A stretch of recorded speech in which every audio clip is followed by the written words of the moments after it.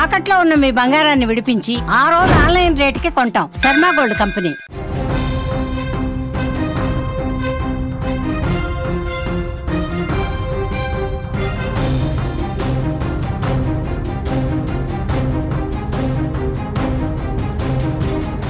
పాకిస్తాన్కు Balochistan liberation army చుక్కలు చూపిస్తోంది.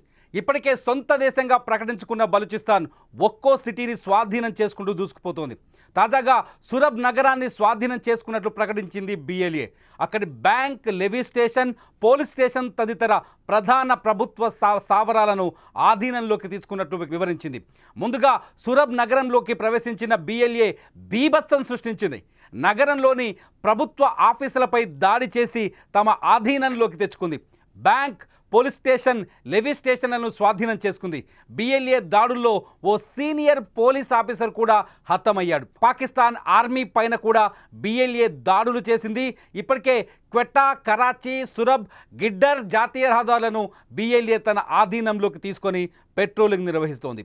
ఇలా BLA దూకుడుతో క్రమంగా బలూచిస్తాన్పై పాకిస్తాన్ పట్టును కోల్పోతోంది. ఇప్పటికే బలూచిస్తాన్ తమ సొంత దేశంగా ప్రకటించుకుంది. పాకిస్తాన్ ఆర్మీ బలూచిస్తాన్లోకి వచ్చే ప్రయత్నం చేస్తుంటే ఆర్మీ వాహనాల్ని కూడా ధ్వంసం చేసింది. బలూచిస్తాన్ భారీ ఎత్తున తిరుగుబాటుని బలోపేతం చేసింది. బలూచిస్తాన్ లిబరేషన్ ఆర్మీ ఇప్పటికే స్వతంత్రాన్ని ప్రకటించుకుంది. మన విజువల్స్లో చూస్తున్నాం. పాకిస్తాన్లో బలూచిస్తాన్ పోలీస్ స్టేషన్ పైన దాడి జరిగిన దృశ్యాలను చూస్తున్నాం. బలూచి ఆర్మీ పోలీస్ స్టేషన్, ఎక్కడైతే ఈ సురబ్ నగరంలో పోలీస్ స్టేషన్ ఉందో ఆ సురబ్ నగరంలో పోలీస్ స్టేషన్ పైన BLA దాడులు చేస్తున్న విజువల్స్ మీరు స్క్రీన్ పైన చూస్తున్నారు. BLA తన సత్తాను చాటుకుంటోంది. పాకిస్తాన్ బలహీనత బలూచిస్తాన్ ప్రిమిసిస్లోకి రాకముందే బాంబులు పెట్టి పేల్చేస్తున్న BLA బలూచిస్తాన్ పరిధిలో ఉన్న నగరాలని సొంతం చేసుకుంటూ వస్తోంది. బలూచిస్తాన్ స్వతంత్ర పోరాటం ఇప్పటిది కాదు, ఎప్పటి నుంచో బలూచిస్తాన్ పాకిస్తాన్తో యుద్ధం చేస్తుంది. పాకిస్తాన్, భారత్ విడిపోయిన నాటి నుంచే బలూచిస్తాన్ పాకిస్తాన్లో కలవడానికి ఆసక్తి చూపించట్లేదు. అప్పటి నుంచే BLA ఒక తిరుగుబాటు సంస్థగా తయారైంది. అప్పటి నుంచే BLA బలూచిస్తాన్ విముక్తి కోసం పోరాటం చేస్తుంది. బలూచిస్తాన్ని పాకిస్తాన్ నుంచి వేరు చేయాలని చైనా లాంటి దేశాలకి బలూచిస్తాన్ భూభాగాన్ని అంత ఆర్పణ చేసి అప్పగించాలనే ప్రయత్నం చేస్తుందనేది BLA మొదటి ఆరోపణ. అంతేకాదు ఎంతో విలువైన ఖనిజ సంపద కలిగిన బలూచిస్తాన్ని విదేశాలకి అప్పనంగా అప్పగించే ప్రయత్నం పాకిస్తాన్ మొదటి నుంచి చేస్తుందని బలూచిస్తాన్ విప్లవ యోధులు ఆరోపిస్తున్నారు. బలూచిస్తాన్లో ఇప్పుడు తిరుగుబాటు మరింత బలోపేతమైంది. ఈ సీన్ చూస్తే మీకు అర్థమవుతుంది పాకిస్తాన్ని BLA దళం ఏ స్థాయిలో వణికిస్తుందో. ఇప్పటికే పాకిస్తాన్ ఆర్మీ భయపడుతోంది బలూచిస్తాన్ భూభాగంలోకి వెళ్ళడానికి కానీ, బలూచిస్తాన్ ప్రిమిసెస్లోకి వెళ్ళడానికి కానీ. బలూచిస్తాన్ ఉద్యమం మరింత బలోపేతమైంది. అక్కడి ప్రజల మద్దతు కూడా BLAకు ఉంది. ప్రజలు కూడా పాకిస్తాన్కి వ్యతిరేకంగానే ఉన్నారు. బలవంతంగా పాకిస్తాన్, చైనా, టర్కీ వంటి దేశాల మద్దతుతో బలూచిస్తాన్ ఉద్యమాన్ని అణచివేసే ప్రయత్నం చేస్తూ వస్తుంది. కానీ ఎప్పుడైతే ఆపరేషన్ సింధూర్ యాక్టివ్ అయిందో, భారతదేశం ఎప్పుడైతే ఆపరేషన్ సింధూర్ని యాక్టివ్ చేసిందో అప్పుడే బలూచిస్తాన్ కూడా సమయం చూసుకొని పాకిస్తాన్ మెడపైన కత్తి పెట్టింది. పాకిస్తాన్ ఆర్మీని, పాకిస్తాన్ని వణికిస్తోంది. పాకిస్తాన్ ప్రభుత్వాన్ని వణికిచ్చింది. మొత్తానికి బలూచిస్తాన్ ఉద్యమం భారత్ ఎప్పుడైతే ఇక్కడి నుంచి ఇటువైపు నుంచి భారత్ ఎప్పుడైతే పాకిస్తాన్ని బలహీనపరిచిందో, ఎప్పుడైతే భారత్ పాకిస్తాన్ భూభాగంలోకి వెళ్ళి వైమానిక దాడులు చేసిందో, పాకిస్తాన్లోని విమానాశ్రయాలు అలాగే వైమానిక స్థావరాలపైన భారత్ చాలా సునాయాసంగా దాడులు చేసిందో అప్పుడే పాకిస్తాన్ ప్రభుత్వ శక్తి సామర్థ్యాలు బలూచిస్తాన్కి అర్థమయ్యాయి. బలూచిస్తాన్ ఆర్మీకి అర్థమైంది. అప్పటి నుంచే బలూచిస్తాన్ వ్యూహాత్మకంగా అడుగులు వేస్తూ వస్తుంది. సీన్లో చూడొచ్చు మీరు, 2 బాక్సులో విజువల్స్ చూస్తున్నారు. ఒక బాక్సులో బలూచిస్తాన్ దాడులు కనిపిస్తున్నాయి. BLA పాకిస్తాన్ ఆర్మీ పైన చేస్తున్న దాడులు పొగతో కనిపిస్తున్న విజువల్స్లో చాలా స్పష్టంగా కనిపిస్తుంది. ఆ సీన్ అంతా ఇది బలూచిస్తాన్కి సమీపంలో ఉన్న నగరంలో జరుగుతున్న సురబ్ నగరంలో జరుగుతున్న దాడి. రెండోది వచ్చేసి బలూచిస్తాన్ సురబ్ నగరంలో పోలీస్ స్టేషన్ పైన దాడి చేస్తున్న విజువల్స్. అక్కడ ఒక ఆర్మీని చూడొచ్చు. బలూచిస్తాన్ BLAకి సంబంధించిన ఆర్మీ సభ్యులను చూడొచ్చు. చేతిలో తుపాకులు పట్టుకొని ఉన్నారు. పోలీస్ స్టేషన్ డోర్లు తీసి లోపలికి వెళ్ళే ప్రయత్నం చేస్తారు. చూడండి అక్కడ డోర్ని పేల్చేసే సీన్. ఒకసారి ఆ సీన్ చూస్తే మీకు అర్థమవుతుంది. బలూచిస్తాన్ ఆర్మీ ఆ జెండా ఉంది, వాళ్ళ ఆర్మీ భుజాలపైన వాళ్ళకు బలూచిస్తాన్ బిఎల్ఏ జెండా కూడా, బిఎల్ఏకు ఒక ప్రత్యేకమైన జెండా ఉంది.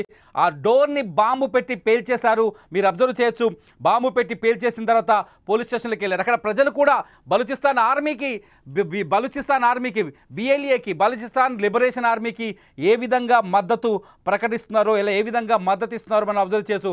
ఒక్కరు కూడా పోలీస్ స్టేషన్ పైన దాడి జరుగుతుంటే ఆపాలని కానీ అడ్డుకునే ప్రయత్నం కానీ జరగట్లేదు. ఇదంతా చూస్తుంటే చాలా స్పష్టంగా అర్థమవుతుంది బలూచిస్తాన్ ప్రాంతం అంతా ఇప్పుడు బిఎల్ఏ ఆధీనంలోకి వచ్చిందని. ఇప్పటికే బలూచిస్తాన్ చాలా స్పష్టంగా స్వతంత్రాన్ని ప్రకటించుకుంది. మేము ప్రత్యేక దేశంగా ఏర్పడ్డాము.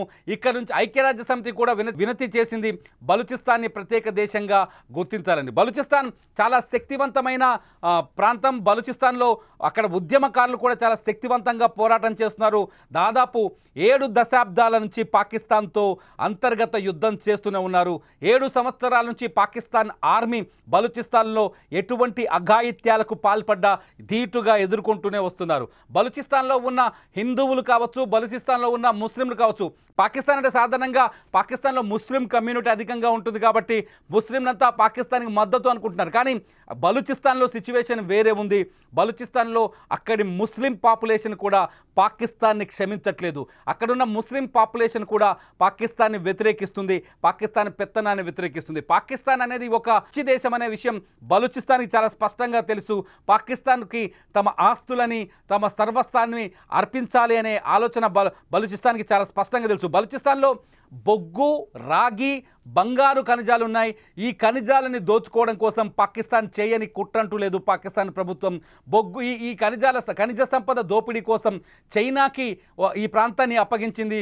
అక్కడ పోర్టుల్ని నిర్మించే ప్రయత్నాలు చేసింది. గ్వాలియర్ అక్కడ పోర్టుల్ని నిర్మించే ప్రయత్నం చేసింది. ఆ పోర్టులపైన కూడా బిఎల్ఏ అప్పుడప్పుడు దాడులు చేస్తూనే ఉంది. మొత్తానికి ఇప్పటికే హైవేలు కావచ్చు, కొన్ని క్వెట్టా, అట్లాగే ఇప్పుడున్న సురబ్ వంటి నగరాలు కావచ్చు, ఈ నగరాలన్నీ ప్రస్తుతానికి బలూచిస్తాన్ ఆధీనంలో ఉన్నాయి. కరాచీ కూడా బలూచిస్తాన్ ఆధీనంలో ఉన్నట్టుగా స్పష్టంగా అర్థమవుతుంది.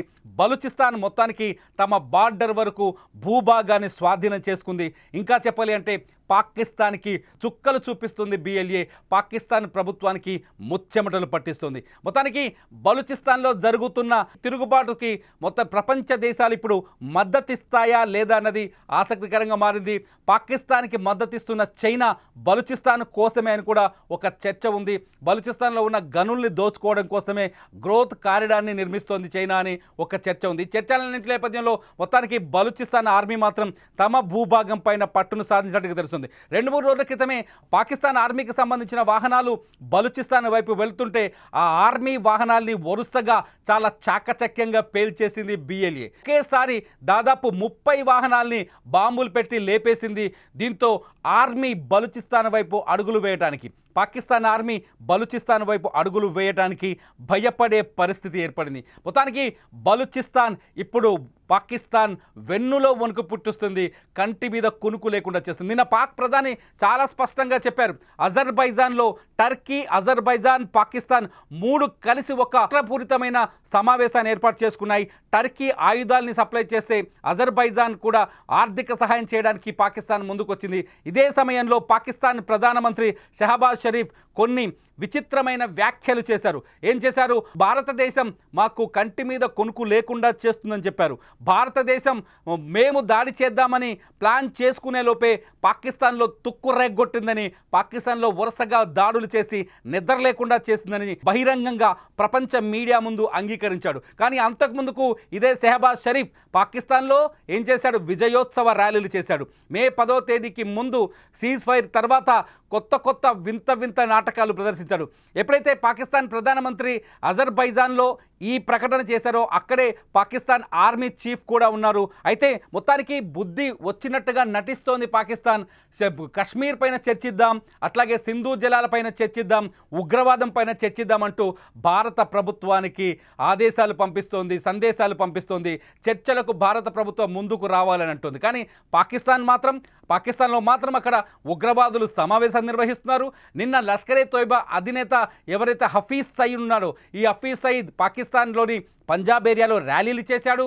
నేను వస్తున్నాను, భారత్ అంతు చూద్దాం, భారత్ పైన రక్తపాతాన్ని కొనసాగిద్దామంటూ రెచ్చగొట్టే ప్రసంగాలు చేస్తున్నాడు. ఉగ్రవాదుని అప్పగిస్తామని షహబాజ్ షరీఫ్ ఒకవైపు చెప్తుంటే, ఉగ్రవాదులు ప్రభుత్వం పైన ఆధిపత్యాన్ని, అజమాయిషిని ప్రభుత్వం కంటే బలంగా కనిపిస్తున్నారు పాకిస్తాన్లో. ఇటువంటి పరిస్థితుల్లో బలూచిస్తాన్ తమ అవకాశాన్ని తీసుకొని బలూచిస్తాన్ తమ దేశానికి, తమ ప్రాంతానికి స్వతంత్ర దేశంగా స్వతంత్రాన్ని ప్రకటించుకుంది. ఇదంతా చూస్తుంటే పాకిస్తాన్ అంతర్గత యుద్ధంతో దద్దరిల్లిపోతుందని స్పష్టంగా అర్థం చేసుకోవచ్చు. ఒకవైపు భారత్ భయం, మరోవైపు బలూచిస్తాన్ ఒత్తిడి, ఈ రెండు పాకిస్తాన్ ప్రభుత్వానికైతే నిద్ర లేకుండా చేస్తున్నాయని మాత్రం మనం ఇక్కడ చాలా స్పష్టంగా అర్థం చేసుకోవచ్చు. అసలు మీరేమనుకుంటున్నారు? బలూచిస్తాన్ మరింత బలపడుతుంది అనుకుంటున్నారా? భారత్ మద్దతు కూడా బలూచిస్తాన్ కోరే అవకాశం ఉందనుకుంటున్నారా? అయితే లైవ్లో వస్తున్న ఈ వీడియో కింద మీరు కామెంట్ చేయండి. మీ కామెంట్స్ అద్భుతంగా ఉంటే ఖచ్చితంగా వాటిపైన నేను మరో లైవ్ చేయడానికి రెడీగా ఉన్నాను. చూస్తూనే ఉండండి సుమన్ టీవీ.